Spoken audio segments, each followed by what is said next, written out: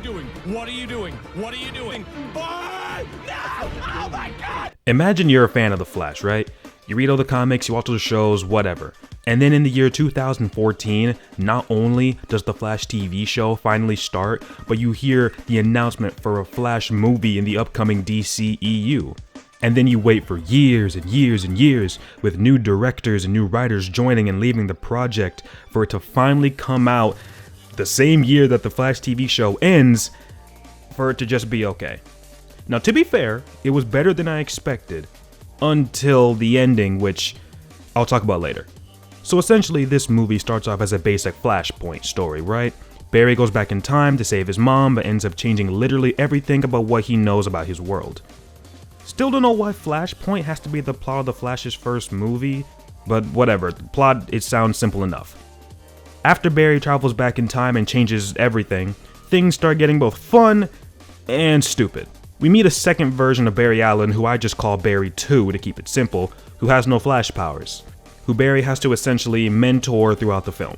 Then, through a bunch of shenanigans after we give Barry 2 his powers and take away Barry 1's powers, we meet Michael Keaton's Batman, who I thought I wasn't gonna like, just from the trailers itself, but I actually thought it was pretty good. A nice, good old, classic wise mentor. I liked him. Then Supergirl showed up, and I was happy because I mainly saw this movie for her, and I wasn't disappointed. I loved all of her scenes, I loved her interactions with the other characters. I just wish she was in it more because I think she was the best character in the movie, and I really hope they continue to use her actress in that Supergirl movie coming out in a couple of years. Just give it to me! Give it to me! Now, throughout this entire movie, Barry is being chased by what the movie calls Dark Flash, who I thought was going to be this movie's version of the Black Flash from the TV show in the comics. But no, it's kind of just a weird, dumb, future time loop version of Barry 2. And after this point, I think it started getting bad for me, because after that happens, there's only like about, 20 minutes in the movie left? And that's essentially where all the cameos showed up. But they're all these weird CGI cameos of past DC characters, most of whom are dead.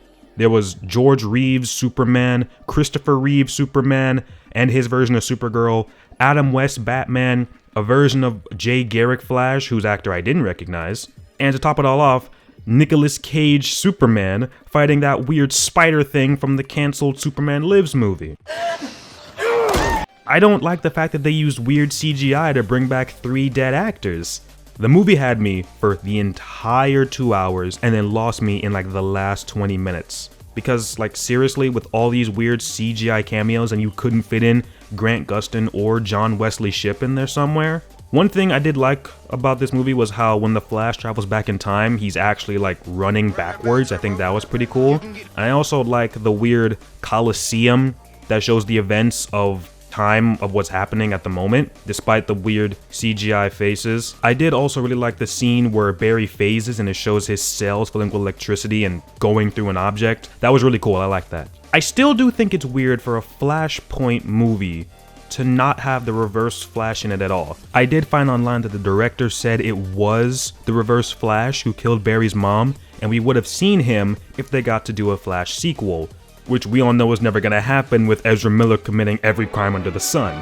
But yeah, that's all there really is to it. There were some things I didn't care to mention, like how Wonder Woman was there for like 30 seconds, and apparently how this movie had 3 different endings. And for a movie that took 8 years to make, I am glad to say that I enjoyed most of it. It was just that last 20 minutes that ruined it for me. If you like my talks and want to hear more, please subscribe. It means a lot. Later. Hi, Freeze. I'm Batman. No, you ain't!